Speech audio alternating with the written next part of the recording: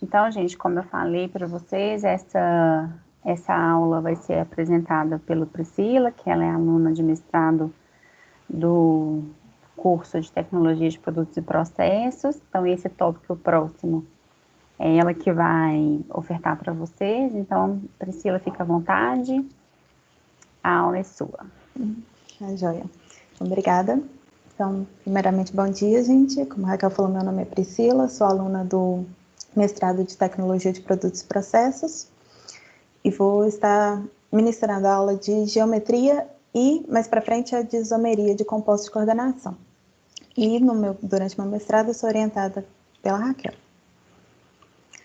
Bom, então, nossa aula vai ser a quinta aula de geometria e isomeria de compostos de coordenação, dentro do módulo 2 de compostos de coordenação. Nessa primeira aula eu vou estar falando sobre a parte de isomeria, dividir em vão ser duas aulas, então a parte 1 geometria e a parte 2 isomeria. Bom, geometria de compostos de coordenação. O que seria geometria? Seria a disposição dos ligantes no espaço, de modo a minimizar as repulsões entre os elétrons. E ela é determinada pelo número de coordenação, que é o número de sítios ligados diretamente ao centro metálico. E na geometria dos compostos de coordenação, nós vamos estudar principalmente os elementos dos metais de transição, que estão situados ali, chamados metais do bloco D.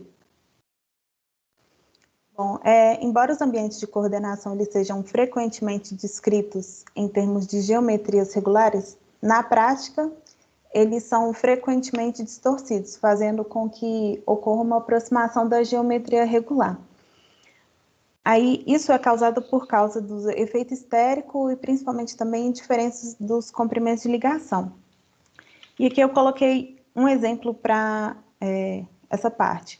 Aqui, por exemplo, nós temos a platina ligada a 2 cloretos e 2 grupos amônia. Nós temos diferença do grupo platina para o grupo cloreto, tamanho da molécula, a amônia tem 3 hidrogênios. Então, essa geometria, ela não é totalmente quadrado-planar. Ela tem leves distorções, mas nós vamos considerar que é uma geometria quadrado-planar. Nós vamos considerar que ela é regular, mesmo sabendo que tem pequenas diferenças aqui, por exemplo, do efeito estérico é diferente do cloreto para a amônia. Nós temos também o comprimento de ligação aqui entre a amônia e a platina também vai ser diferente. E o foco que nós vamos estudar vai ser nas espécies mononucleares, onde o centro metálico faz ligação covalente com os ligantes presentes na esfera interna. Então, o que isso quer dizer? Que nós vamos estudar espécies onde tem apenas um íon no centro metálico, com os ligantes, porque a gente tem compostos de coordenação que tem vários metais compondo o centro metálico. No caso que a gente vai estar estudando, vai ser apenas um metal no centro metálico. E nem sempre a fórmula química deixa claro como está a esfera de coordenação do metal. Isso significa os ligantes polidentados. O que isso quer dizer? Que, por exemplo, aqui nessa imagem aqui, nós temos o metal coordenado a 6 ligantes. Então, o número de ligantes aqui é 6. E o número de coordenação, que é o número de sítios metálicos ligados ao metal, também é 6. Aqui, o número de ligantes é igual ao número de ligantes é igual ao número de coordenação, mas nem sempre isso acontece, porque, por exemplo, se um ligante for polidentado, por exemplo, bidentado, ele vai fazer 2 conexões com o metal.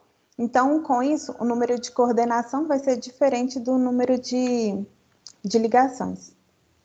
Aí, aqui começando com o número de coordenação 2.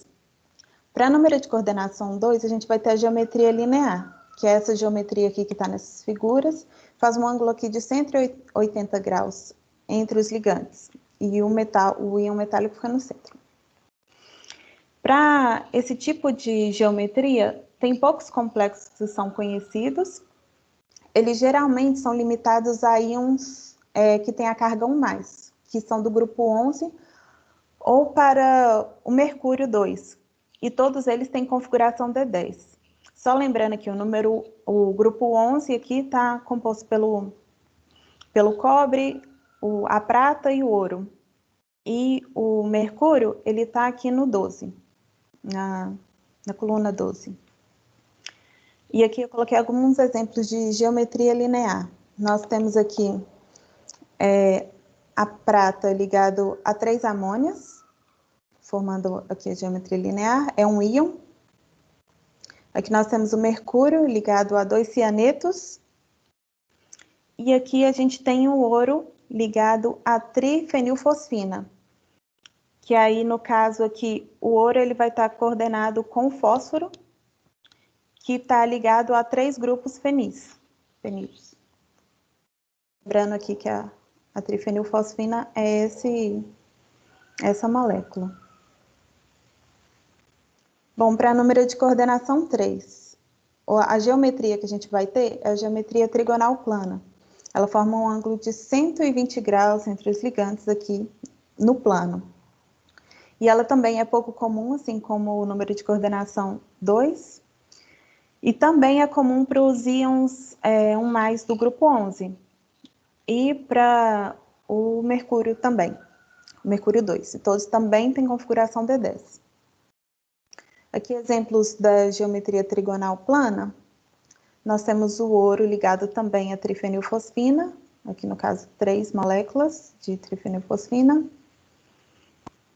E nós temos aqui o cobre ligado ao cianeto. Aqui eu queria que vocês prestassem atenção que o cobre ele está ligado a 2 cianetos e o número de coordenação é 3.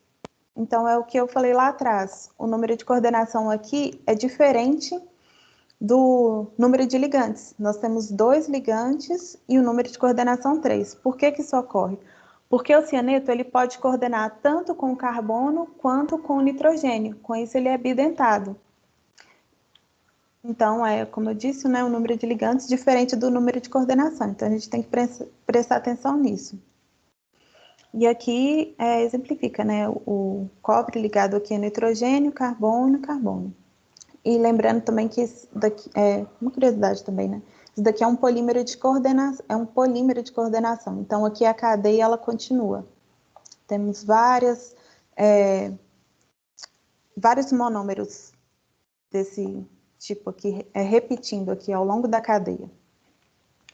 Então, o número de coordenação 2 e 3, ele ocorre quando os íons metálicos centrais pertencem ao grupo dos elementos 11 e 12, ou seja, os elementos com o número maior de elétrons de valência e, por consequência, menor número de orbitais vazios. Então, estão lá na configuração D10, então, os orbitais não são tão disponíveis. Deixa eu só colocar aqui o apontador que eu esqueci. Número de coordenação 4. Esse daqui é um número de coordenação mais comum. E uma coisinha também, lembrando, é que a geometria de coordenação a gente vai usar muito na parte de isomeria.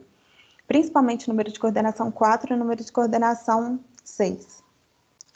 A geometria que nós temos representando o número de coordenação 4 é a tetraédrica, que aqui a gente conhece também muito da orgânica, geometria mais comum. Ou a quadrado planar, que é essa molécula aqui embaixo, representando. A geometria tetraédrica é comum para metais com configuração D0, D1, D2 e de D5 a D10. Aqui exceto a D8. E a D3 e D4 é muito pouco comum, tem muitas poucas espécies que têm essa configuração. Então, essas daqui são as mais comuns. E elas são favorecidas quando o átomo central é pequeno e os ligantes são grandes. Já a quadrado planar ela é mais comum para metais com configuração D8 e configuração S1D7. Então, a gente pode prestar atenção que a gente precisa bastante saber o diagrama de Linus Pauling e fazer a distribuição eletrônica, principalmente para diferenciar essas moléculas aqui.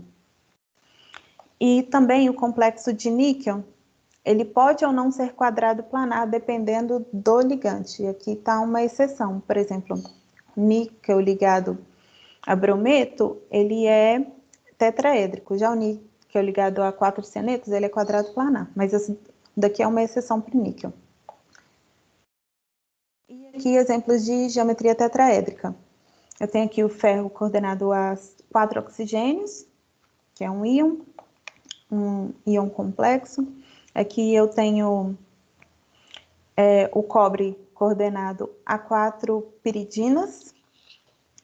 É piridinas mesmo? Acho que é, né? Isso, piridinas. E aqui, fazendo a distribuição eletrônica, a gente vai ver que o ferro, ele é D2. E o cobre aqui é D10.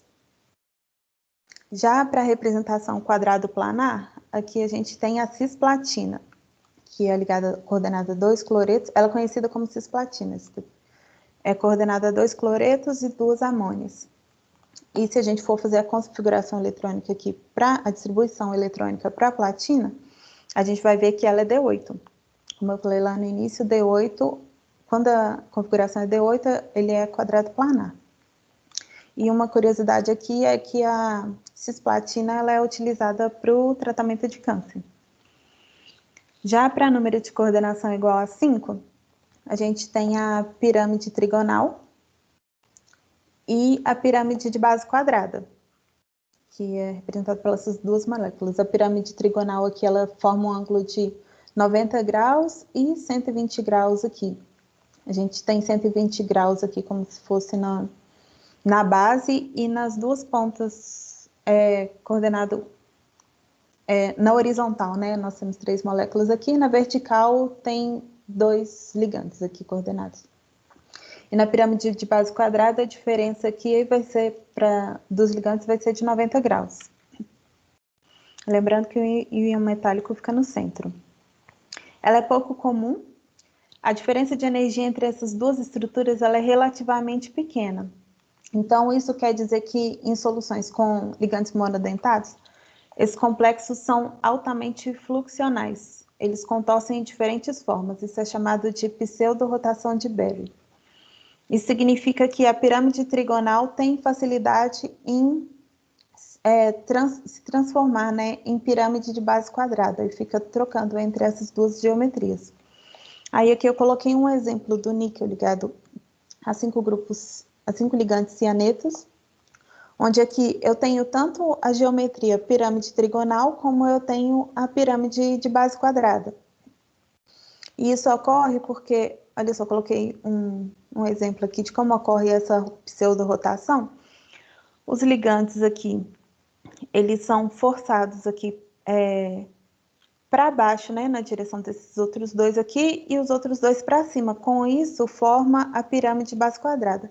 E a gente pode perceber aqui que não é uma pirâmide de base quadrada totalmente certinha, igual está no exemplo aqui, por causa que a maioria dos compostos não forma, né, a geometria regular certinha, mas é mais próximo da pirâmide de base quadrada. Com isso, ela transforma, né, de pirâmide trigonal para pirâmide de base quadrada. Bom, para número de coordenação 6, a gente tem as geometrias octaédricas e prisma trigonal. A octaédrica, a gente tem 4 ligantes aqui na horizontal e 2 na vertical aqui. E na prisma trigonal, a gente tem espécie de... É como se fosse 2 pirâmides, uma de ponta cabeça, encontrando, né, as pontas dela aqui na central. Então, 3 ligantes para cima e 3 ligantes para baixo. E o íon metálico fica aqui no meio. E dentre todos os números de coordenação conhecidos, o número de coordenação igual a 6 é o mais comum, nesse intervalo de distribuição eletrônica de D0 até D9. A gente vai usar ele muito lá na parte de isomeria. E a geometria octaédrica é a mais comum entre os compostos mais simples. Então, a maioria dos compostos que tem número de coordenação igual a 6 tem a forma de geometria octaédrica. E a geometria de prisma trigonal ela é comum para os íons metálicos de zinc. Não, essa eu vou ter que colar aqui, gente, que eu não decorei esses elementos. É o zircônio, hafnio, o molibdênio, tungstênio e o rênio. E eu disse no começo que eu ia falar as geometrias, as mais comuns. Mas, por exemplo, aqui na prisma trigonal, a gente tem a antiprismática trigonal. Porque se a gente prestar atenção aqui, os vértices dessas duas pirâmides aqui, um é alinhado com o outro. E na antiprismática é como se eu torcesse a pirâmide de cima e os vértices aqui dos ligantes não se encontrassem. E aí forma essa geometria, também é uma geometria que é antiprismática. E para os complexos que não são octaedros regulares, vários tipos de distorção são possíveis. E aí, no caso, essas distorções, elas são mais conhecidas. Então, por isso eu vou estar falando um pouquinho de cada uma. Aqui, como eu falei, tem distorções possíveis, aí aqui está uma figura que mostra a distorção do octaedro. Na letra A e B, é chamado de distorções tetragonais. Na letra C, distorção rômbica. E na letra D, aqui, é distorção trigonal. E o que são essas distorções? As distorções A e B, que é tetragonal, ela é a mais comum e dois ligantes trans ocorre com dois ligantes trans ao longo de um eixo. Então, aqui, o trans, a gente vai ver mais essa nomenclatura lá em isomeria. Mas é como um ligante oposto ao outro, que estão em lados opostos. Então, aqui nós temos os ligantes aqui, esse ligante da base e o ligante do topo, um indo na direção oposta ao outro. Com isso, a gente tipo, espicha o octaedro. Aqui já é o contrário, a gente coloca os dois ligantes, eles estão um indo ao encontro do outro, os que eles estão em eixos opostos. Com isso a gente tipo, achata o octaedro. Já na distorção rômbica, são dois pares de ligantes trans. Um afasta e o outro aproxima. Um par afasta, que é esses dois aqui, e um par aproxima. Já na distorção trigonal, faces opostas do octaedro se afastam. Então, aqui a gente tem uma face, aqui, esse triângulo é uma face, e aqui o triângulo oposto a ele, a outra face que está aqui do outro lado, eles vão afastar. E aí esse é um tipo de distorção também. Exemplos de geometria octaédrica. Nós temos aqui um exemplo, o cobalto ligado a 6 amônias. E aqui um prisma trigonal. Aqui eu coloquei esse daqui por causa que aqui é a versão simplificada, que aqui só está mostrando o rênio ligado aos enxofres. E aqui está a molécula completa, como que seria. É isso. E aqui, já falando um pouquinho mais sobre a geometria octaédrica, nós podemos perceber, os compostos de coordenação, eles são famosos por ter várias cores, por serem coloridos. E aqui eu quis colocar isso como exemplo, que aqui todos esses compostos possuem geometria octaédrica, todos eles têm como íon metálico o cobalto, e variando os ligantes, eu vou ter colorações diferentes, mas não muda a geometria. A geometria continua sendo octaédrica, e aí variando os ligantes, eu tenho a alteração das cores, que pode ser uma das maneiras de identificar o composto. Bom, aquelas foram as geometrias mais comuns. Para números de coordenação mais elevados, que são igual ou maiores que 7, eles são mais comuns para elementos do grupo 4D, 5D e os de transição interna, que são os orbitais F. E porque esses elementos eles são mais volumosos, com isso eles podem acomodar um maior número de ligantes ao seu redor. Aqui eu só coloquei um exemplo aqui da variação do raio atômico. Nós temos que ele varia aqui da direita para a esquerda e de cima para baixo. Então, os metais mais comuns para compostos de coordenação iguais ou maiores que 7 vão ser aqui dessa linha, e os metais de transição interna, que são esses daqui, que a gente pode observar que eles são mais volumosos. Então, o número de coordenação é igual a 7. A gente tem 3 geometrias possíveis, que é o prisma trigonal encapuzado, a pirâmide pentagonal e o octaedro encapuzado. O que seria o prisma trigonal encapuzado? É o mesmo prisma que a gente olhou, estudou, viu anteriormente. Então, aqui, ó, o prisma formando aqui dentro. Nós temos que 3 ligantes para cima, 3 para baixo e o centro metálico aqui no meio. E esse capuz seria mais um ligante coordenado aqui do lado do prisma. E aí a gente chama essa parte, esse azul aqui de capuz, esse ligante aqui. A pirâmide trigonal, a gente tem um pentágono aqui no centro e um ligante para cima e um ligante para baixo. E lembrando que é um ligante em cada vértice desse pentágono. Já o octaedro encapuzado seria o octaedro que a gente viu anteriormente, com o capuz, assim como o prisma trigonal. E as geometrias, essas geometrias de número de coordenação igual a 7, elas possuem pouca diferença de energia entre si. Elas são mais comuns, como eu falei, para o 4D, 5D e metais de transição interna. E nas formas encapuzadas, o sétimo ligante é adicionado simplesmente a uma face da estrutura do núcleo, com ajustes necessários dos outros ângulos para acomodar o ligante adicional. Ou seja, não fica um prisma trigonal certinho e mais um ligante. Ocorre uma pequena distorção, até por fato de impedimento esférico, e aí ocorre uma pequena distorção, mas a gente considera aqui que é um prisma e tem um capuzinho, do mesmo jeito o octaedro aqui. Aqui exemplos de compósito de coordenação do prisma trigonal encapuzado. Aqui a gente vê 3 ligantes para cima, 3 para baixo e um outro ligante aqui na face. Já a pirâmide pentagonal, a gente tem aqui 5 ligantes vermelhinhos, que seriam oxigênios, e um ligante para cima, um ligante para baixo, que aqui no caso seriam 2 cloretos, e aqui o estrôncio como íon metálico. E só uma curiosidade aqui, essa coroa, do inglês coroa aqui, é esse composto aqui. Então a gente vê aqui, o estrôncio ele está bem aqui no meio e ele está coordenado aqui aos oxigênios. E o octaedro encapuzado.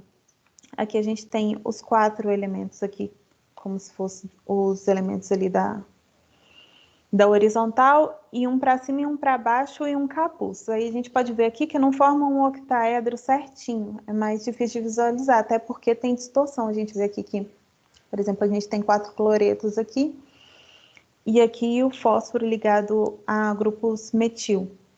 Então, o tamanho da molécula é diferente do cloro e o metil, com isso vai ocorrer uma maior distorção. Mas esse daqui é um exemplo de octaedro encapuzado.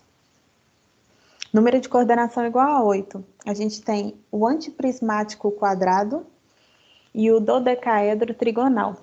O antiprismático quadrado é muito parecido com aquele antiprismático tetragonal, que são 3 ligantes para cima, 3 para baixo e distorce aqui a parte de cima. É como se eu rotacionasse a molécula. Então, a gente pode ver que tem 4 ligantes aqui para cima e 4 ligantes aqui embaixo. E um não encontra o vértice do outro.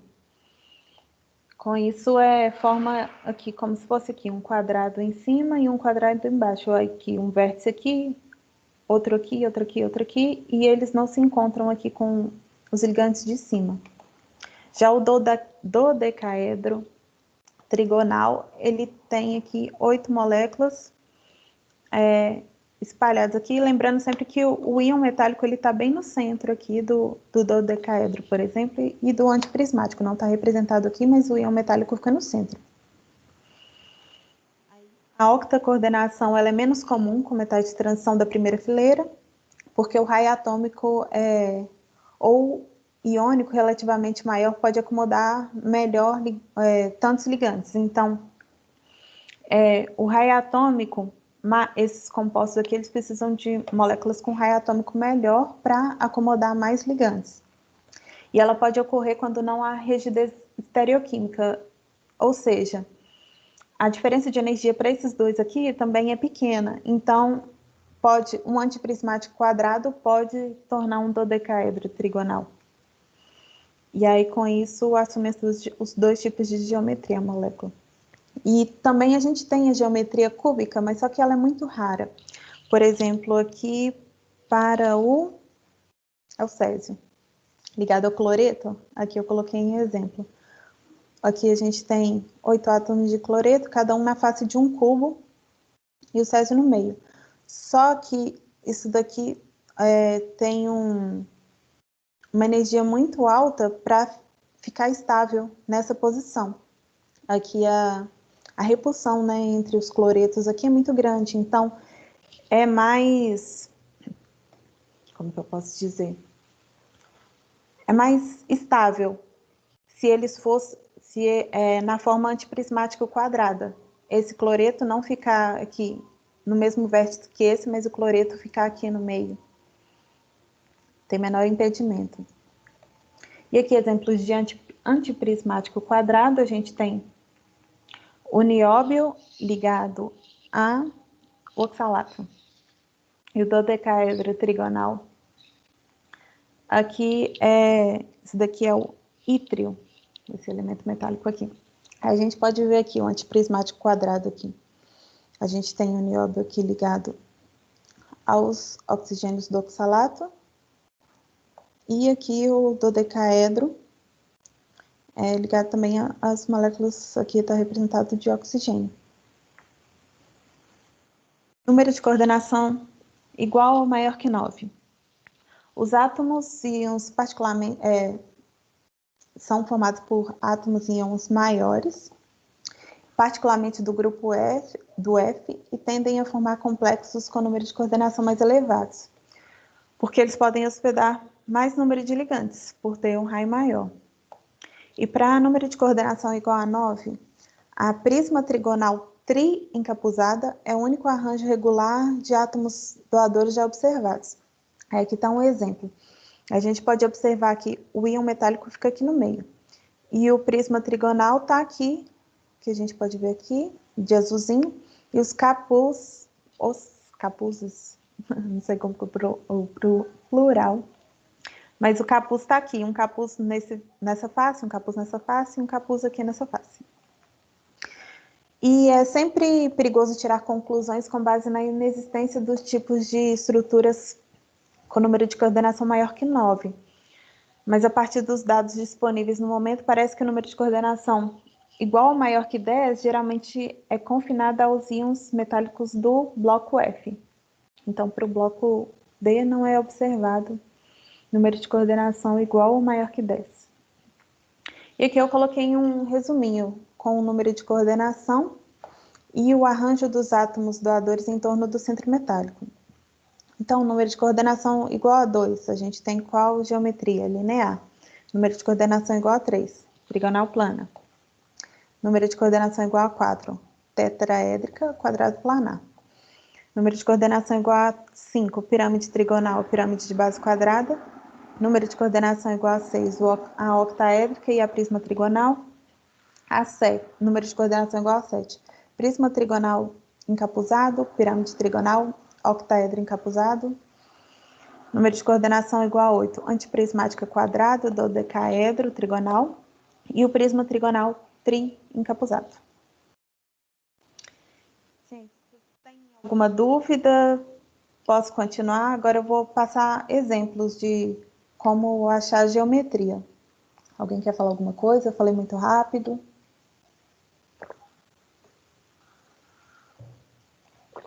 Não, está tranquilo, porque a gente também começou a ver a questão dos compostos de coordenação agora. Aí é até bom para a gente ter mais uma noção.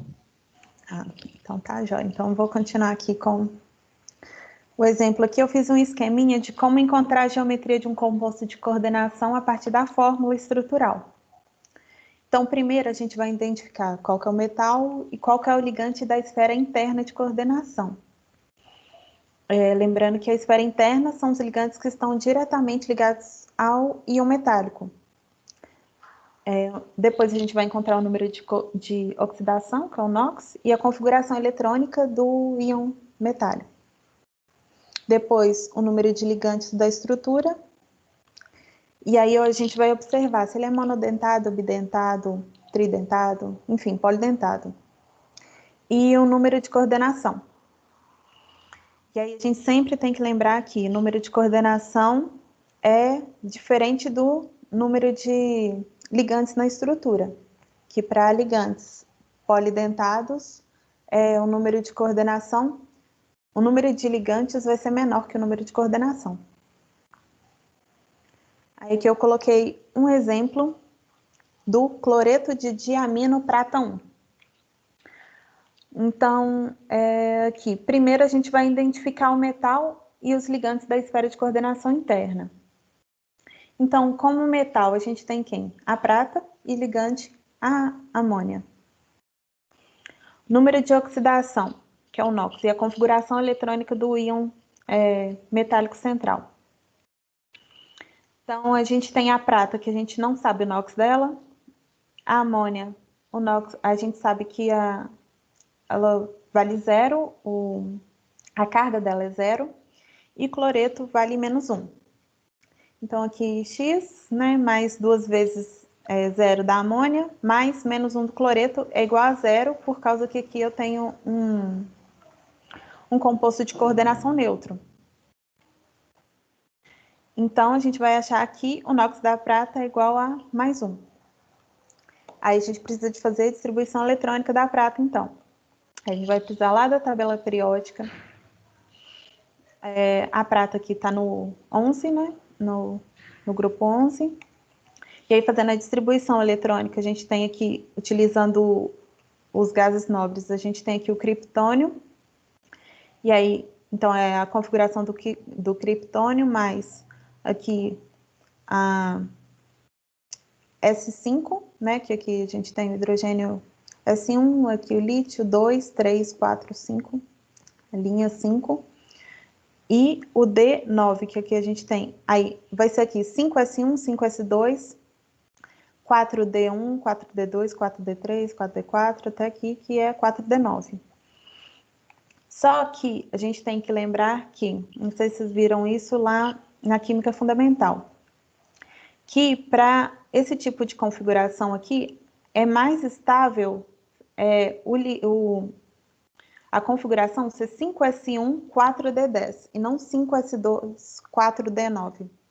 Por causa que o orbital D ele é mais estável, vazio, totalmente preenchido ou semi-preenchido. Então, é mais estável ele ser D0, D10 e D5, que seria o semi-preenchido. Eu coloquei lá no final da apresentação um videozinho para ajudar tanto para achar a distribuição eletrônica quem tiver dificuldade, porque eu particularmente tive dificuldade eu não sabia bater o olho e saber a geometria. Eu fui saber isso lá no final da graduação. Eu não sei se eu pesquei mosca nas outras aulas ou o que foi. Mas eu sempre fazia a distribuição de Pauli, 1S1, 2S2, e ia seguindo. Então, assim, o videozinho ajuda bastante. E com relação a isso do orbital D ser estável vazio, totalmente preenchido ou semi-preenchido, eu também coloquei um videozinho lá no final explicando melhor como que é isso, para quem não lembra. Mas só que a distribuição da prata, então a gente achou aqui que é 5S1, 4D10, só que a prata, ela está no seu estado de 1+, de prata mais. Então, a gente vai tirar aqui o elétron da camada mais externa, né, camada S, então a configuração vai ser 5S0, 4D10.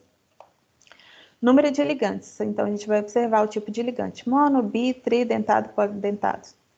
O ligante aqui é a amônia, ela é monodentada. Então, meu número de ligantes vai ser 2, né? E eu tenho 2 amônias, né? Da esfera interna. Lembrando aqui que a esfera interna de coordenação. A amônia faz parte da esfera interna e a esfera externa aqui a gente tem o cloreto. E número de coordenação do íon metálico central.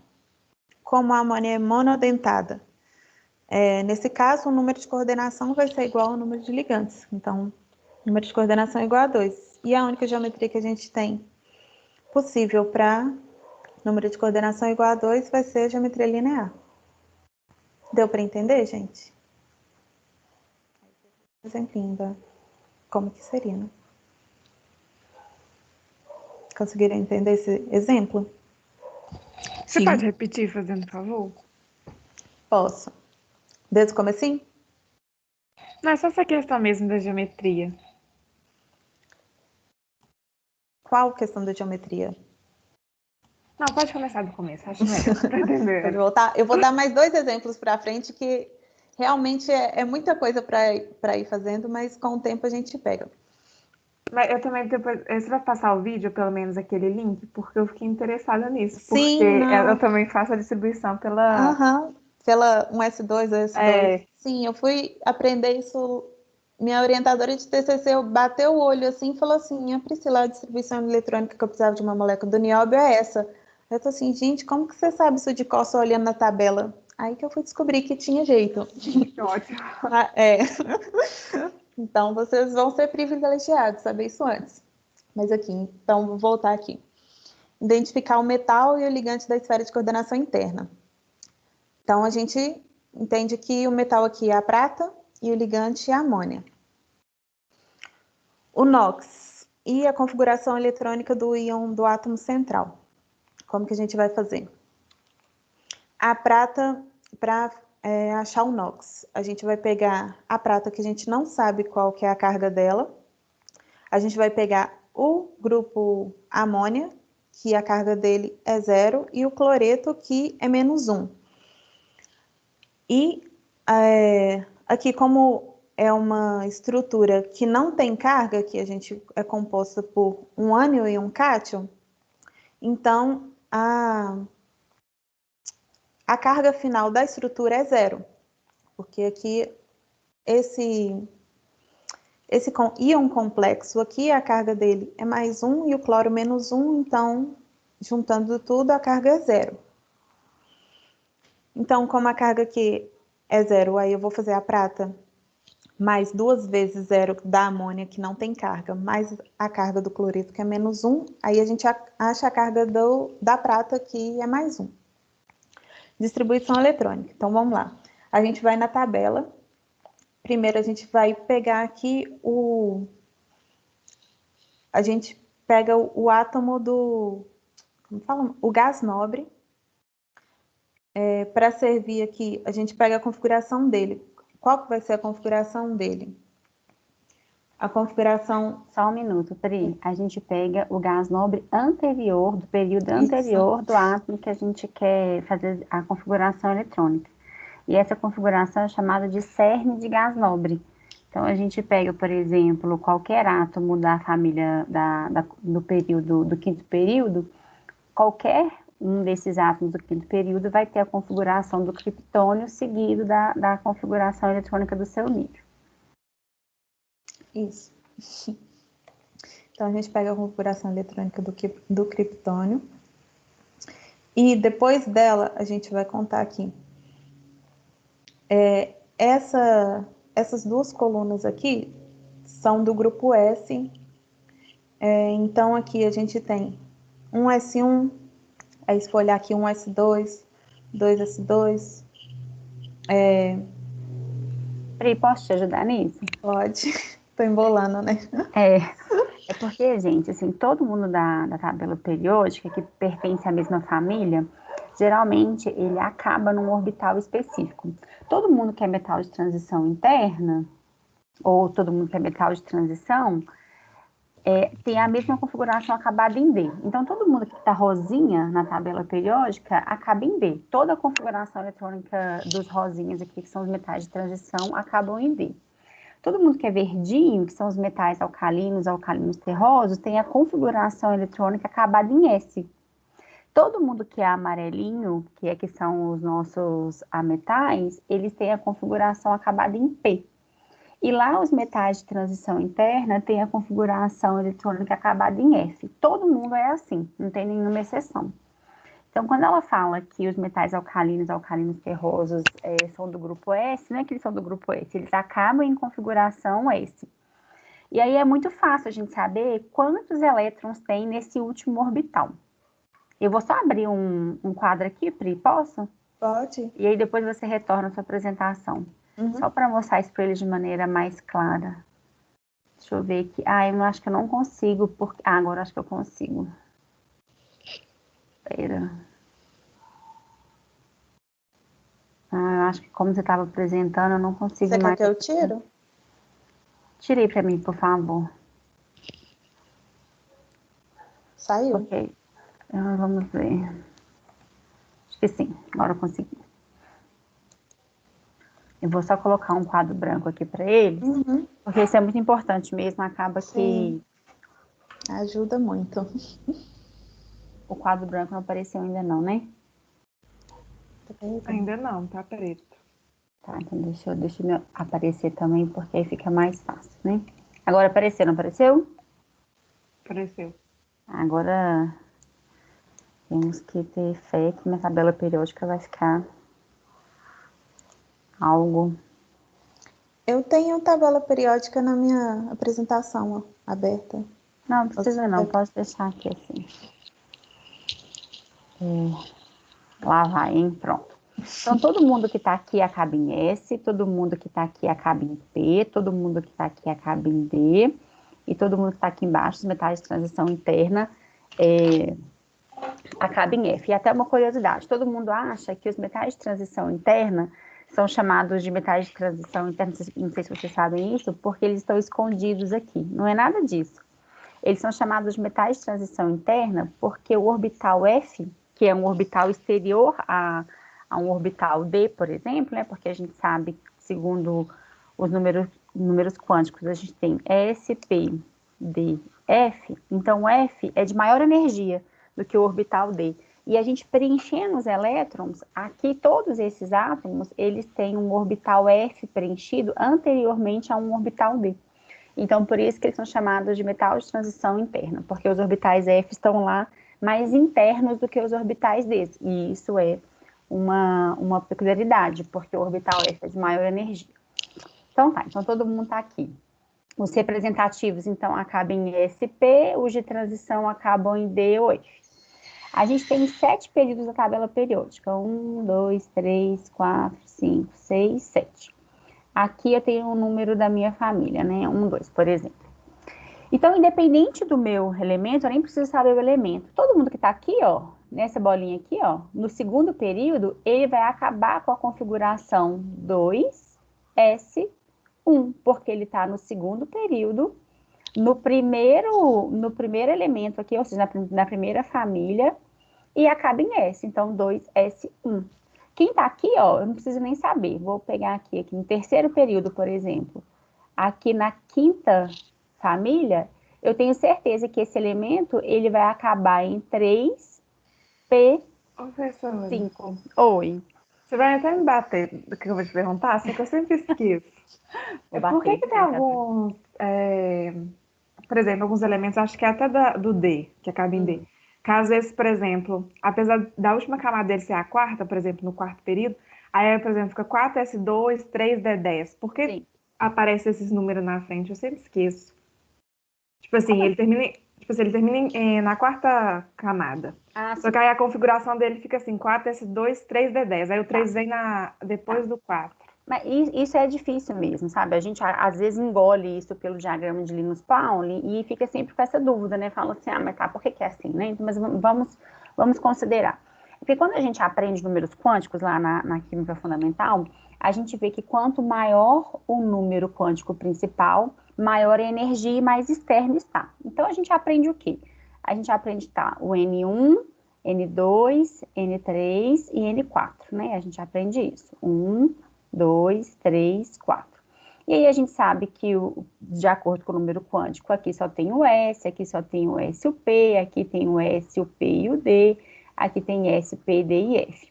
Então, a gente sabe que o 4S, ele tem maior energia do que o 3D, porque é maior número quântico. Isso é sem elétron, gente. Quando eu faço essa afirmação, quando a gente olha os números quânticos, a gente está falando da equação de Schrödinger. A gente olha para a equação, a gente sabe que quanto maior o número quântico, maior a energia daquele orbital. E lembrem-se, vocês devem lembrar isso da aula do Emerson, que isso é para o átomo de hidrogênio. O átomo de hidrogênio só tem um elétron, né? Então ele estava lá considerando um S. Então isso é fato lá para cima, a gente está falando de orbitais que não têm elétron. Então, isso é uma verdade? É uma verdade. sem elétron, isso é fato, o 4s ele é superior ao 3D. Porém, quando a gente põe um elétron, isso muda de figura. Porque quando a gente faz um diagrama de energia, é mais ou menos assim. O 3D está aqui. O 4s está bem pertinho, porque eles estão próximos em energia. Apesar do 4s ter energia superior, o 3D está ali pertinho. E o elétron, ele tem movimentação dentro do meu átomo, né? Quando ele vê a possibilidade de ocupar um orbital S, ele vai preferir do que ocupar um orbital D. Por quê? Lembrem-se, o orbital S, ele é esférico, ele é simetricamente, ele é mais estável e de menor energia do que o orbital D. O orbital D, ele pode ter, ele tem, né? Ele pode ter 4 halteres, ele pode ser um toroide de revolução, não sei se vocês lembram disso, eu falei com vocês que eu vou dar uma aula revisando isso, eu não esqueci, agora para o TCC, que é a nossa próxima tópico, eu vou relembrar todos esses orbitais com vocês, e isso traz uma maior energia. Eu tenho um tanto de nó, não sei se vocês lembram, que cada onde, a função de onda é igual a zero, e a gente chama de nó. Então, por exemplo, aqui no meu orbital S, eu não tenho normalmente o nó entre o núcleo e o meu orbital, então ele é muito mais estável. O meu orbital S, ele é muito mais favorável de ocupar um elétron do que um orbital D, porque ele é mais energético. Então, em um átomo que eu tenho um elétron que tem a possibilidade, mesmo que energeticamente ele ocupar aqui meu orbital S, ele vai preferir. Ele vai preferir. E na hora que eu coloco esse orbital, um elétron nesse orbital, isso inverte de energia, isso desce energia, isso estabiliza o meu orbital, então ele vem aqui para cá. Então, ele com o elétron, ele é ligeiramente mais estável do que o 3D. Então, por isso, quando a gente vai preencher, lá no diagrama de Linus-Pauling, a gente sempre preenche 4s2 primeiro e depois o 3D. Porque sem elétron, é verdade, o 4s tem mais energia, mas na hora que eu coloco um elétron, isso desce de energia, isso estabiliza o meu sistema. Um elétron no orbital 4s é mais estável do que um elétron no orbital 3D. Então, isso energeticamente é trocado. Mas aí a gente pergunta assim para vocês, qual é o orbital de maior energia? Aí o orbital de maior energia é o 4s, porque a pergunta é o orbital. Então, isso que confunde a cabeça de vocês. Então, o fato é, o 4s tem maior energia, porque ele está no nível 4, mas ele está muito próximo do 3D. Então, quando chega o elétron prefere ocupar o 4s, e quando o elétron entra no 4s, ele desce de energia. E aí ele fica preenchido primeiro, porque ele é mais energeticamente favorável. É isso, Carol, tá. sua pergunta? É exatamente isso. Porque até essa questão de ser mais energético, isso eu já sabia que seria, assim, nesse caso, seria o 4s. Só que eu nunca entendi, eu sempre esqueço, na verdade, por que ele vem primeiro. Mas agora Ele vem entendi. primeiro por isso, porque é mais estável eu ocupar, como é bem pertinho de energia, o elétron pula lá para o 4s e estabiliza mais, porque é um orbital mais favorável. Ah, não entendi. Obrigada, Entendeu? professora. De nada. Então, é isso que a Priscila estava falando. Então, por exemplo, eu nem sei qual que é o átomo que está aqui, ó. Eu nem sei qual que é o átomo que está aqui. Mas aí, os orbitais, no D é o mais fácil. No D, quando ele está aqui, sei lá, no quinto período, eu tenho certeza que ele vai ser 5s, perdão, ele vai ser 5s, 4d. E aí é só contar as casinhas, porque eu começo aqui com, por exemplo, se ele tiver aqui, vamos supor, vou chutar um aqui, no 9. Aí ele vai ter 9 elétrons no D, não precisa nem pensar. Se ele está no período, na família 9, ele vai ter 9 elétrons de valência, não, ele vai ter 9 elétrons no orbital D. Então, ele vai ser 5s2, 4d9. Lembrando que tem aquela anomalia que quando a gente tem um orbital D, ele prefere ficar como 5s1, 4d10. Então, é sempre assim, gente, eu não preciso saber quem é o átomo, eu sabendo o período que ele está e o local que ele está, eu sei qual é o último elétron preenchido. Isso não quer dizer que é o elétron de valência, isso não quer dizer que é a quantidade, o mais externo, quer dizer que é o último preenchido. O último preenchido, então, por exemplo, num caso aqui, ó, é 7D1. Eu sei que a configuração dele vai acabar em 7D1. E aí, para fazer a configuração completa, é aquilo que a Priscila estava falando. Eu pego o gás nobre anterior, então o gás nobre anterior ali do sexto é o randônio, então vai ficar a configuração do randônio, Rn, aí vai ficar 7s2er6d1. Eu sei que vai acabar assim. Ok? Assista o videozinho também da Priscila, porque senão a gente vai perder a nossa aula aqui na distribuição eletrônica. Mas isso dá pano para manga, por quê? Distribuição eletrônica, a gente entra num curso de química achando que está fazendo distribuição eletrônica. E aí a gente vê, às vezes, igual a Priscila falou, né? Ela estava lá no TCC e ainda tinha dúvidas da distribuição eletrônica. Então, assista um videozinho. Qualquer coisa, na aula de retomada da teoria do campo cristalino, que eu falei que eu vou dar para vocês de orbital, eu falo também um pouco sobre distribuição eletrônica, tá? Pri, fica à vontade aí. Deixa eu colocar. Voltou? Não, eu tenho que parar de compartilhar, eu acho. Voltou para mim os slides. Ah, tinha voltado Achei. mesmo. Vou colocar de novo.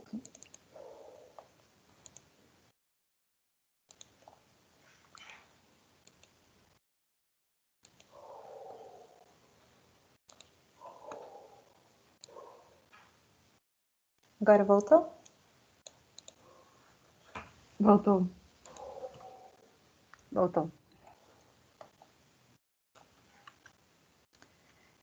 Bom, eu coloquei outro exemplo aqui, e aí eu queria que vocês me ajudassem a fazer. Esse daqui é com o manganês e 4 oxigênios. Então, identificar o metal e o ligante da esfera interna. Essa parte é muito fácil de fazer.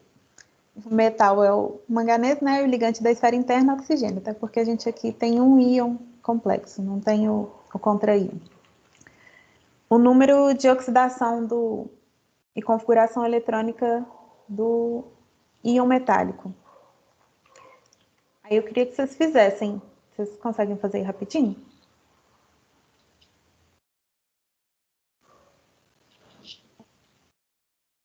Multiplicaria a carga do oxigênio, que é -2, por 4, que aí ficaria -8. E como tem aquela carga negativa no íon, significa que o manganês vai ser +7, né? Isso. Ou da exatamente. Isso. Certinho. Então é isso. O manganês aqui ele vai ser +7, o oxigênio 4 vezes -2, -8, ó, tem a carga -1, então vai ser +7. A distribuição eletrônica, vocês conseguem olhar numa tabela periódica. Aqui tá pequenininho. Ele tá aqui, ó, Cadê o manganês? Tá aqui. Esse aqui é 1, 2, 3, 4, 5. Na coluna 5. Do metal de transição, né? Então, vocês saberiam me dizer como que fica? Conta para eles qual que é o período. Ai, calma aí, deixa eu pegar o contador.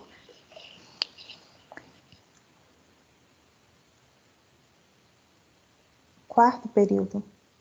Isso. Então, ele é 4. O último gás nobre aqui, anterior a ele, é o argônio. Então, ele seria o quê? 4s2, 5, 4D... Não, 3D5? Isso. Aí seria 4s2, 3d5. E aqui continuaria, ele segue a distribuição de Linus Pauling, né? Porque D5 é uma das configurações que é estável, né? Que é totalmente preenchido. Isso aqui seria semi-preenchido. Só que como a gente tem ele +7, aí a configuração fica D0. Entenderam? Que aí pega 2 elétrons da camada S e 5 da D. Número de ligantes. Como que Priscila, Oi. Eu não entendi de onde apareceu esse 5, não. 5S. Por que não seria 4S0 e 3D0?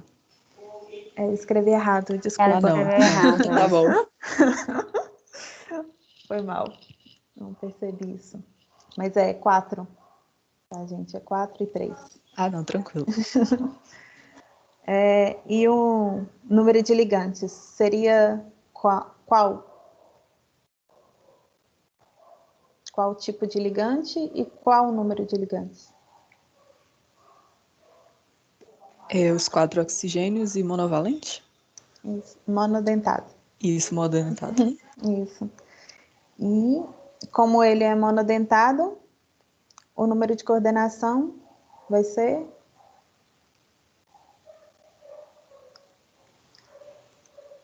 quanto? Ele é monodentado e o número de ligantes é 4. Vai ser 4, né? O número de coordenação. Isso, o número de coordenação é igual a 4.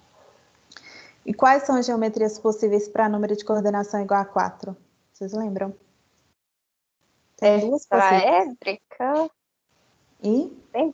Esse é fácil, orgânica, né? É aquele... É gangorra que fala? Não sei. Não. Não. Ah, esqueci. Vai ser tetraédrica e quadrado planar. Isso.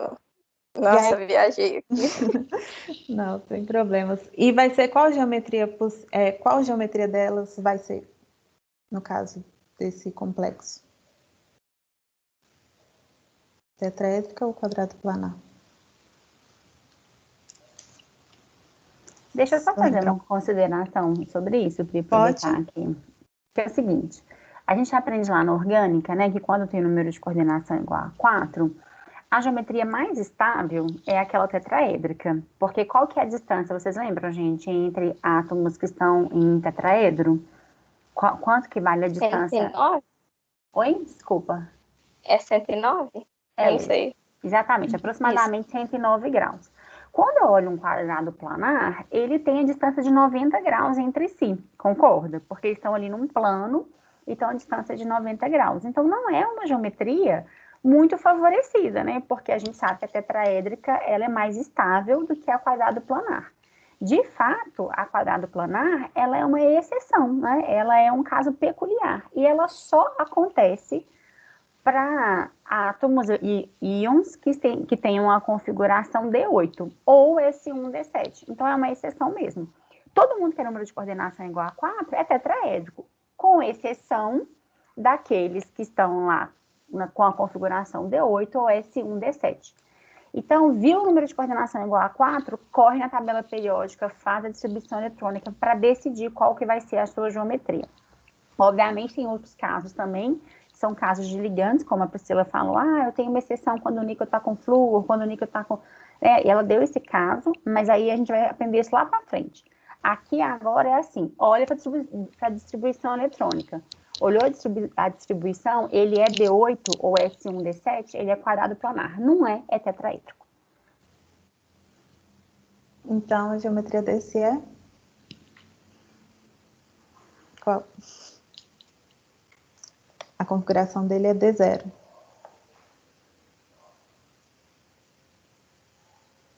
Então é tetraédrico. Isso. Cada tetraédrico. O íon permanganato 7. Eu coloquei mais um exemplo com o cobre ligado ao... Raquel, eu esqueci o nome desse ligante. Etileno-diamina. Isso, etileno-diamina. Isso é um caso importante, hein, gente? Etileno-diamina e com cobre. 2 moléculas de água. Aí, quais o metal ligante? O metal e ligantes da esfera interna de coordenação, aqui a gente não tem esfera externa. Então, é o cobre, e os ligantes da esfera interna é o etileno-diamina e a água. Aí, só para saber aqui qual que é a estrutura, né, do etileno-diamina. Então, qual que seria o NOx do cobre? Calcula aí rapidinho. O os dois ligantes são neutros, né? Ou não? São, né? Sim, a etileno de amina é neutra. Sim. Então, o cobre seria 2 mais? Sim. 2 mais. Priscila, só uma pergunta. Sempre que eu tiver um ligante, sei lá, bidentado ou mais, ele sempre vai tender a fazer essas duas ligações, no caso? Tipo, ele vai fazer todas as ligações que ele pode? Sim. Ah, então tá. Porque vai ser mais estável. Tô certa, Raquel? Posso falar? Oi, pode. Eu não sei se eu falei isso nas aulas passadas dos vídeos, mas se eu não falei, eu vou falar aqui agora. Mas eu acho que eu falei sim. Toda vez que eu tenho um ligante bidentado, tridentado, polidentado, ele forma um anel quelato. Esse anel quelato estabiliza muito o sistema pela entropia. E aí, são raras as exceções. Quando eu coloco uma etileno de amina, por exemplo, uma bipiridina, todas as vezes que ela for colocada no meu sistema, o meu centro metálico vai querer coordenar com todos os sítios disponíveis, porque estabiliza o sistema, formando um anel quelato. Falou, eu que não lembrava mesmo. É. E o centro metálico, ele pode dar preferência, por exemplo, entre um bidentado e dois ligantes monodentados? Ele escolhe ou não? Perfeito, Carol, ele sempre escolhe, né? Porque, por exemplo, a maioria dos ligantes durante a síntese é em meio aquoso, né? Geralmente eu tenho um íon ali, então a gente coloca lá em solução aquosa. A gente vê mesmo que a água, ela compete pelo centro, né? A água é um ligante muito comum desses compostos de coordenação. Então, quando eu coloco isso em solução, existe uma competição. A gente fala que existe uma força no ligante. Nós vamos aprender isso daqui a pouquinho. E aí, quanto mais forte for esse ligante, mais fácil é a coordenação com o centro metálico.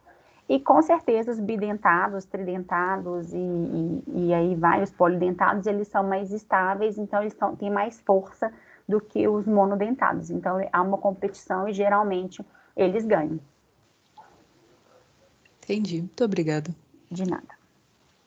Pode seguir, Pri. Tá joia. Então, continuando aqui. Fazer distribuição eletrônica, então qual que seria?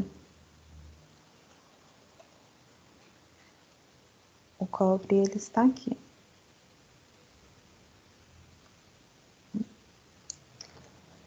No grupo 11.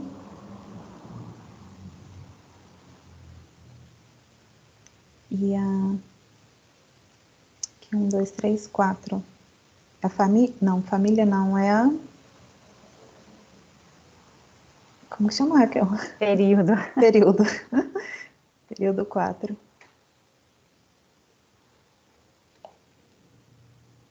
Como ele está no 9, vai sair um elétron do S e vai ir para o D?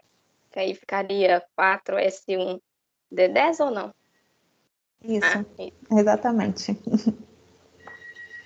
Então a configuração dele vai ficar 4S1, 3D10, que é mais estável. Gente, desculpa o telefone, ele vai ficar ali tocando. E como cobre 2+, então os elétrons eles vão sair aqui do 4S e 1 do D. Vai ficar 5, S0, 4, D9. E aí, número de ligantes. Qual que vai ser o número de ligantes? Descomposto. Descomplexo. Como é bidentado, aí tem que multiplicar, né? Assim, então, 2 vezes 2 seria 4 ligantes do etilo de amina, mais 2 águas. Eu não sei. Não, aí você está confundindo número de ligantes com número de coordenação. Ah, é verdade, verdade. Ó, então seria só 4 ligantes, né? Isso, ele tem 4 ligantes. E coordenação seria 6. Isso, 2 da água e 2 ligantes etileno de amino, que é bidentado. Então, o número de coordenação vai ser 2 mais 4, que é igual a 6. Quais que são as geometrias possíveis para número de coordenação igual a 6? Vocês lembram?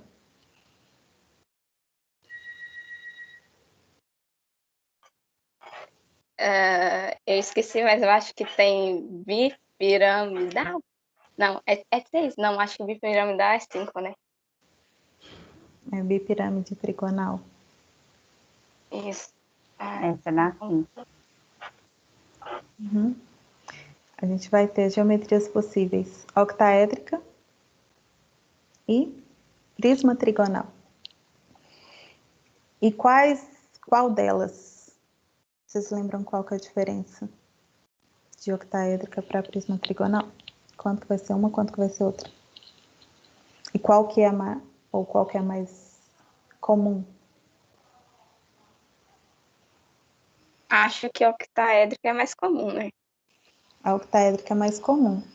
Lá no slide lá eu até citei quais que são os metais que normalmente fazem ligação prisma trigonal, que vai ser o hafnio, zircônio, tungstênio, molibdênio e o rênio. E aí, como aqui a gente tem o cobre, então vai ser prisma trigonal. E aí aqui está o desenho da estrutura, que aqui eu tenho etileno de amina formando o quelato, que a Raquel falou, e as duas águas. E aí o nome é diaqua bis, etileno, diamino, cobre 2. E é isso, gente. E aqui eu coloquei a dica. Alguém tem alguma dúvida? Eu coloquei aqui as dicas de vídeo e um artigo. O vídeo aqui para falar sobre a configuração eletrônica do bloco D, para saber, bater o olho na tabela e achar igual a Raquel explicou, né? Reforçando. E esse vídeo aqui ele fala da distribuição eletrônica do diagrama de Pauling. Se ele funciona sempre igual é mais estável o D0, o D preenchido, parcialmente preenchido e totalmente preenchido. Aí aqui ele explica o porquê disso, o porquê que tem metais que não seguem o diagrama de Pauling. E esse artigo aqui eu coloquei, que ele fala de química de coordenação, e ele faz um resumo da disciplina como um todo, desde o comecinho, fala um pouquinho de geometria, fala um pouquinho de isomeria também, e eu achei bem bacana. E aqui as referências dos livros que eu usei. Oi? Pode falar? Você pode disponibilizar esse slide? Eu não sei se você vai. Posso. Não. Uhum. Obrigada. Posso sim. Aí eu deixo disponível. Eu coloco no sistema para vocês, tá, gente? Eu coloco aqui no Teams, quando eu colocar o vídeo do YouTube, eu também coloco os slides. Combinado? Combinado. Obrigada. E uma outra dica que eu tenho também é que eu usei esses 3 livros e essa apostila que eu achei de Química Inorgânica lá da Universidade Federal do Pará, que eu achei ela também muito interessante de estudar, que ela simplifica. Então, assim, ela serve como um complemento dos livros para estudar essa parte de Química de Coordenação também. E ela está disponível online, só jogar no Google Química Inorgânica Teórica. Aqui também tem o link, se vocês quiserem. É fácil de achar. Muito obrigada, Pri. Por nada. Obrigada pela sua explanação. Eu queria só fazer alguns comentários para a gente fechar essa aula, tá, meninos? Vou ligar aqui um quadro branco para a gente fazer algumas considerações. A Priscila, eu tenho certeza que ela só confundiu o nome, mas eu queria só reforçar a diferença. Vou apagar o quadro aqui, tá? Espera aí. Lá no comecinho, ela mostrou um polímero de coordenação. Aí ela falou assim, esse ligante é bidentado. Na verdade, ele é ambidentado. Existe uma diferença, né, Pri? Porque, por um exemplo, deixa eu colocar um ligante aqui. Tananã, tananã. Tananã, tananã. Raquel, Oi. vendo sua tela, tem como você fechar e abrir de novo, por favor? Tem.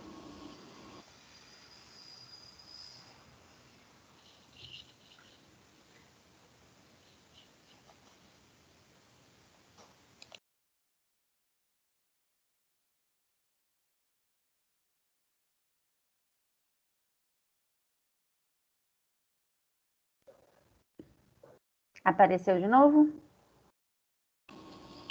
Agora sim. Tá. quando eu olho para esse ligante, eu vejo que ele tem 2 sítios possíveis de coordenação. Ele pode se ligar esses 2 átomos de nitrogênio. E aí, quando eu penso no metal, a distância entre esses nitrogênios me permite que eu tenha um ligante que a gente vai chamar de bidentado. Então, esse ligante ele é bidentado porque ele permite a ligação com o mesmo centro metálico. Então, ele tem 2 sítios de coordenação e esses 2 sítios se ligam ao mesmo centro metálico. Isso é chamado de bidentado. Agora, por exemplo, quando eu tenho tiocianato, SCN, por exemplo, o tiocianato, ele é um ligante que ele pode se coordenar tanto pelo enxofre quanto para o nitrogênio. Só que se o metal faz essa ligação aqui, geralmente ele não faz essa ligação, né, gente? Ele faz uma ligação linear, né? Então, ele vai fazer uma ligação aqui. Ele não consegue ligar com esse enxofre, concorda? A distância é muito grande. Mesmo que ele esteja aqui, olha, a distância aqui é muito maior. Então, ele tem 2 sítios possíveis de coordenação, mas não no mesmo metal. Ele é um bom ligante para formar uma ponte. Ele liga aqui com o metal e liga aqui com outro metal. Né? Ele pode fazer esse tipo de ligação. Esse tipo de ligante, que ele tem 2 sítios de coordenação, mas não simultâneo com o mesmo metal, ele é chamado de ambidentado. É diferente. E aí a Priscila deu um exemplo de um ambidentado, né? Que ele pode se ligar por 2 pontos, não com o mesmo metal. E ela chamou isso de bidentado, né? Porque acho que você só trocou a palavra, né? Então, mas eu queria reforçar como eles estão vendo isso agora. Isso tem diferença. Isso é uma coisa importante. Então, eu tenho um ambidentado, que ele pode se ligar com 2 metais, ou com 2 sítios diferentes, e a gente vai ver que isso tem uma nomenclatura diferente. Quando ele se liga com o nitrogênio, ele tem uma nomenclatura, quando ele se liga com o enxofre, ele tem outra nomenclatura. E o bidentado, que ele pode se ligar ao mesmo centro metálico. E aí, eu não sei se eu já falei isso, mas eu devo ter falado em outras aulas. Quando o ligante, ele une 2 metais diferentes, né? Aqui, por exemplo, eu tenho um metal e aqui eu tenho um metal linha, a gente fala que esse ligante está em ponte. Esse é um ligante ambidentado que ligou por ponte. Ele fez uma ponte entre 2 metais. A gente tem vários ligantes em pontes comuns, como, por exemplo, a minha carbonila. Ela pode se ligar em ponte. E aí, ele é um monodentado que se ligou em ponte. Então, a gente tem várias situações de alguns ligantes que se ligam a 2 metais diferentes, formando, então, um ligante em ponte. Então, não confundam isso, bidentado com ambidentado. Esse é o primeiro ponto. Vou apagar aqui, tá? Eu só queria, acho que não sei se foi a Carol ou a Tainá que me perguntou, e eu queria falar sobre isso, que isso é uma coisa muito importante, sobre os quelatos e a competição. Uma coisa interessante é, quando eu coloco cobre 2 em água, né, quando eu coloco lá uma íon de cobre 2, por exemplo, eu coloco cloreto de cobre em água, a minha solução fica levemente azulada, porque íons de cobre 2 tem a coloração azulada. Ele fica azulado porque lá dentro da solução ele se coordenou com a água. Geralmente ele fica lá com 6 águas coordenadas lá como um composto de coordenação. Então, quando eu coloco lá o cloreto de cobre em água, eu formo este complexo, o complexo hidratado de cobre. Aí, se eu venho aqui nessa solução e eu gotejo amônia, uma solução de amônia, hidróxido de amônio, por exemplo, eu gotejo uma solução de amônia, eu vejo que essa solução já fica com um tom mais azulado ainda.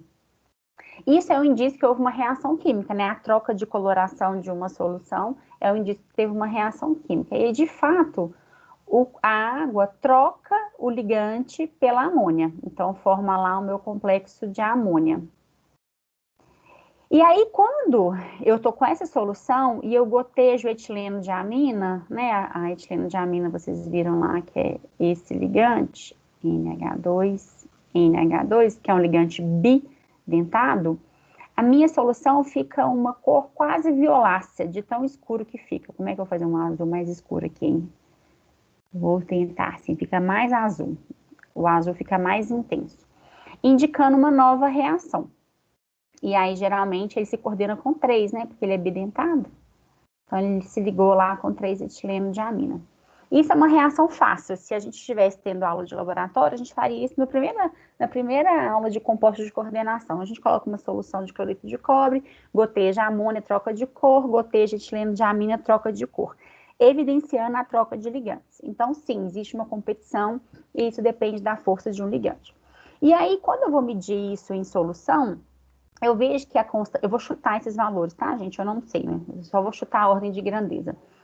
Essa constante de formação é muito estável, né? Porque eu tô estabilizando ali muito o meu cobre 2+, coordenando ele ali com a água. Então, eu vou chutar ali que a constante é da ordem de 10. Então, o produto formado tem a constante de equilíbrio em torno de 10. Constante maior do que 1 já mostra que o produto formado é muito estável. Quando eu coloco amônia, isso vai para 10 ao quadrado. Isso mostrou que é mais estável formar o composto com amônia, e aí, então, ele está lá com constante de 10 elevado a 2. Quando eu coloco a etileno de amina, isso vai para 10 a 8. Isso mostra que quando eu tenho centros bidentados ou polidentados, nossa, numa aula de geometria, eu acabei de fazer uma geometria nova aqui, né? Quando eu tenho centros bidentados ou tridentados, e a etileno de amina é muito comum a gente desenhá-la assim, tá, gente? Isso estabiliza tanto o meu sistema que a constante de formação é muito maior. A constante de formação está de 10 a 8, mostrando que esse sistema é muito estabilizado. E por que ele é estabilizado? Porque esse anel que é formado aqui é chamado de anel quelato. A gente fala que esses tipos de ligante, bidentado, tridentado, são quelantes. Eles capturam metais. Vocês já perceberam que em cosméticos e sabonetes, etc., quando a gente olha lá no rótulo, tem muito EDTA. Vocês já ouviram esse nome, EDTA? É um ligante muito comum. Eu até dei um exemplo desse lá na aula. O EDTA é muito utilizado em cosméticos porque ele é um quelante excepcional, porque ele é hexadentado, ele tem a possibilidade de se coordenar 6 vezes, apesar da maioria das vezes se coordenar com 4 vezes, mas ele captura muito metal, então quando a gente coloca ele em solução, a gente usa ele para capturar íons de cálcio, de magnésio, que deixam a água mais dura. E isso diminui um pouco a eficiência de cosméticos, né? Porque diminui a quantidade de espumas e etc. Então, a gente usa muito ligantes bidentados, tridentados, tetradentados para capturar metal. Porque estabiliza muito o meu sistema. Na hora que eu estou lá com um ligante com número de coordenação elevado, qualquer centro metálico quer se coordenar, porque estabiliza tanto, a constante é tão alta, que a reação é favorecida. Então, essa constante, ela só é favorecida pelo efeito quelato, tá? Então, a gente fala que esses ligantes estabilizam a formação desse anel. E esse anel é quelato, e o ligante a gente chama de quelante, ok? Bom, aí outra coisa que eu queria falar, em relação... Isso aqui não é da aula da Pri, né, gente? É de uma aula anterior, mas como surgiu a pergunta, achei importante falar. Deixa eu apagar o quadro, que eu quero só fazer uma consideração. Porque a Priscila, ela falou muito das distorções, né? As distorções são muito importantes porque elas são muito reais. Quando, por exemplo, eu falo de um complexo, vou dar um exemplo aqui de um complexo, já que eu estou na linha do cobre, vou ficar nele. Cobre, vou colocar aqui 2 amônias, 2 águas, 2 cloretos. Aí não precisa 2 cloretos. Neutro. Então, vamos lá. A amônia, ela é neutra, a água é neutra, o cloreto, ele tem carga -1, então eu tenho 2 cloretos. Isso aqui foi um índice de erro gigantesco na prova. Vocês colocam isso aqui, ó, Cl2-, isso é mentira. São 2 cloros, então são 2 cloros. Qual é a carga dele? -1. Então, 2 cloretos. E como esse complexo é neutro, este cobre só pode ter carga 2+. Então, ele é cobre 2+. Beleza. Qual que é o número de coordenação dele? Vamos achar, antes da gente achar o número de coordenação, vamos ver quais são os números de ligantes. Eu tenho a amônia ela é monodentada, então são 2 amônias. A água, ela é monodentada também, então são 2 ligantes ali, e 2 cloretos monodentados, então também são 2. Eu tenho 2, 4, eu tenho 6 ligantes. Como são todos monodentados, o número de coordenação é o mesmo, o número de coordenação é igual a 6. Então, não pensa, é um metal de transição normal, um metal de transição que não está na exceção lá que ela falou, que são aqueles que são maiores, que tem número de coordenação maior. Então, ele é um octaedro. Então, coloca cobre, já desenha o octaedro para não passar perrengue depois. E aí, você vai colocar todos os ligantes. Por enquanto, antes da aula que vem, a gente ainda não vai preocupar com a posição dos ligantes, porque eles podem formar isômeros, então não preocupa com isso não. Vamos só colocando os ligantes aqui. Água, cloro, cloro. Essa é uma geometria que a gente vai considerar uma geometria perfeita. Qual que é essa geometria perfeita? A amônia está distante dessa amônia de um ângulo de 90 graus, porque eu tenho o plano da minha bipirâmide e eu tenho ele lá no axial, então ele está lá distante a 90. Então, aqui também tem a distância de 90. E como eles estão na base plana, essa base plana com 4 ligantes, eles também estão distantes a 90 graus. Essa é uma geometria perfeita, né, gente? Com as distâncias perfeitas entre si. Só que, e aqui eu tenho ligantes pequenininhos. Então, quando tem ligantes pequenininhos, essas distâncias, elas ficam quase que perfeitas mesmo, com pequenas distorções. Porém, se eu troco, por um exemplo, essa amônia que está aqui, eu vou apagar a amônia e vou colocar uma trifenilfosfina. Vou colocar aqui uma trifenilfosfina.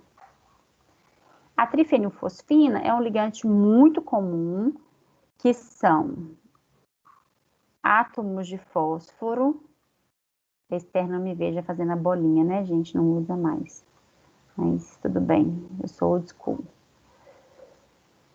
Ai. Olha a diferença de volume desse ligante para esse ligante aqui, olha.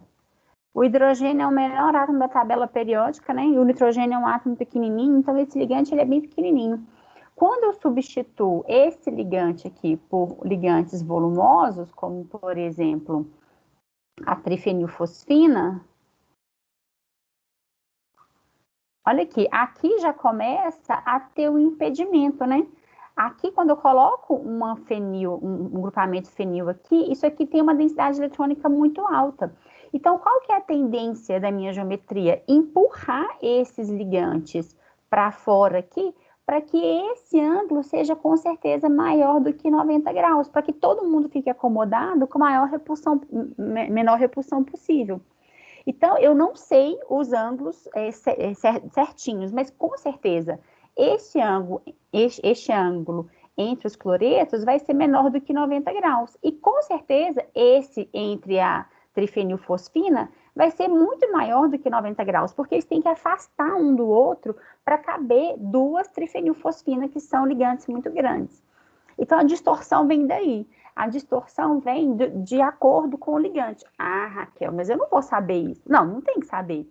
Isso são dados experimentais. Eu falo com vocês, olha, essa é uma geometria que foi distorcida para um ângulo de tanto. Por que foi distorcida? Aí vocês têm que pensar na justificativa dessa distorção.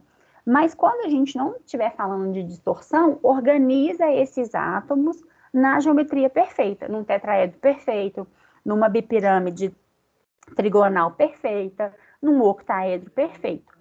Quando tiver distorção, nós vamos dizer isso. Ó, isso aqui tem uma distorção. E essa distorção é por esse ligante. Então, aí a gente apresenta essa distorção de geometria, ok? Então, porque eu vejo muito isso às vezes. Eu peço lá na aula, na prova, por exemplo, uma geometria. A geometria é aquele que o número de coordenação está me informando, né? Então, tá aqui, ó, o número de coordenação é igual a 6, mais estável, octaédrica, ponto. E aí, se tiver distorção, pode deixar que isso a gente vai abordar em uma outra questão. Combinado? Deu para entender por que uma geometria distorce, gente? Deu sim. Deu? Então, muito bem. O meu conselho, então, é assistir os vídeos que a Pri indicou aí, que eles são importantes, né, Pri? Para isomeria. Eu queria falar com vocês também que a lista de exercício vai entrar hoje, né? A gente vai, a Priscila que está fazendo a lista de exercício, então a gente vai finalizá-la hoje, né, Pri? E aí, na próxima aula, na quinta-feira, a gente também vai fazer uma aula síncrona, porque a Priscila também vai dar, e é a parte de isomeria, que é uma parte super importante aqui nos compostos de coordenação. E aí, depois a gente fala de nomenclatura. Eu até já vou liberar a aula de nomenclatura, tá, gente? Porque é um vídeo que já está gravado. Eu vou disponibilizar a aula de nomenclatura para vocês. E aí, a gente vai conversando sobre as datas, para não encavalar muito com a lista da Priscila. Mas é isso, a gente vai fazer uma lista só para essas duas aulas, para a aula de hoje e a aula que vem, né, Pri? É uma lista só, que aborda isomeria e aborda número de coordenação. Não é isso, Pri? Quer finalizar sua aula? Pode ficar à vontade. Isomeria e geometria, né? E geometria, exatamente. Eu falei número de coordenação. Desculpa. Eles já fizeram de número de coordenação, de isomeria e geometria, perdão. Uhum. Então é isso. Queria agradecer e desculpa o nervosismo. Primeira aula da vida, então assim, nervosismo faz parte. Mas é isso, qualquer dúvida estou à disposição. A Júlia, de vez em quando, me manda algumas mensagens de dúvida de vocês, mas qualquer dúvida da lista, dessa parte de número de coordenação, nomenclatura, pode me enviar para ela que ela repassa para mim. Tá joia? E é isso. Isso mesmo. Obrigada, Pri, pela sua aula. Eu que te conheço, eu vi que você estava um pouco nervosa, mas eu acho que isso não transpareceu muito na aula, não. Pode ficar tranquila. E é isso. Obrigada, viu? Meninos, muito obrigada. Até quinta-feira. Então, quinta-feira, de novo, a nossa aula é síncrona. 8h40 estamos aqui. Combinado? Combinado, professora. Obrigada. Obrigada, viu, Priscila? Obrigada a vocês. Até mais, gente. Obrigada, Priscila. Obrigada, Raquel. Tchau, gente. Obrigadinho. Tchau. Gente. Priscila, desculpa a pergunta, Sim. mas você apresentou o TCC já? Já, é porque eu estou fazendo mestrado. Qual foi o tema do seu TCC? Eu fiz sobre... Gente, calma. Não precisa ser o nome certinho, não, só mais ou menos. Não, o estudo de... Raquel, pelo amor de Deus, esqueci de novo. Vou te dar a palavra-chave para você lembrar. Levulinato de etila, utilização de biomassa. Levulinato de etila é um derivado do levulinato de etila para síntese de... Foi uma revisão. Que ele pode ser utilizado como lubrificante, e ele, derivado de biomassa, aí eu fiz uma revisão sobre os trabalhos na área, envolvendo levulinato de etila e a utilização dele, a aplicação. E quanto que você faz no mestrado hoje, Pri? No mestrado eu continuo trabalhando com levulinato de etila, só que eu vou pegar ele e fazer a reação com um catalisador e fazer a síntese de um composto que ele tem chances, né, de ser utilizado como um bloco de construção em síntese orgânica. Então, eu posso pegar a molécula que eu vou sintetizar e utilizar ela para sintetizar outros produtos. Por exemplo, pegar essa molécula e talvez fazer ela virar um polímero, ou se não fazer ela um lubrificante. Então, eu vou pegar e sintetizar essa molécula que vai ser chave para sintetizar outros materiais que são... E aí, isso tudo é de origem... de biomassa, né? Que o levulinato de etila eu posso usar ele do resíduo da biomassa. E é isso. Muito interessante isso. Bacana. Aí eu tô com a Raquel e a Diana como co-orientadora. Ela é professora no técnico, não sei se vocês conhecem. Não conheço ela não. É isso. Estamos aí na luta. Tá bom, obrigada, Priscila. Obrigada, Raquel. Obrigada a Até a você, próxima. gente. Até a próxima. Até quinta, se Deus quiser. Tchau, Pri. Obrigada. Sim, Raquel, obrigada a você.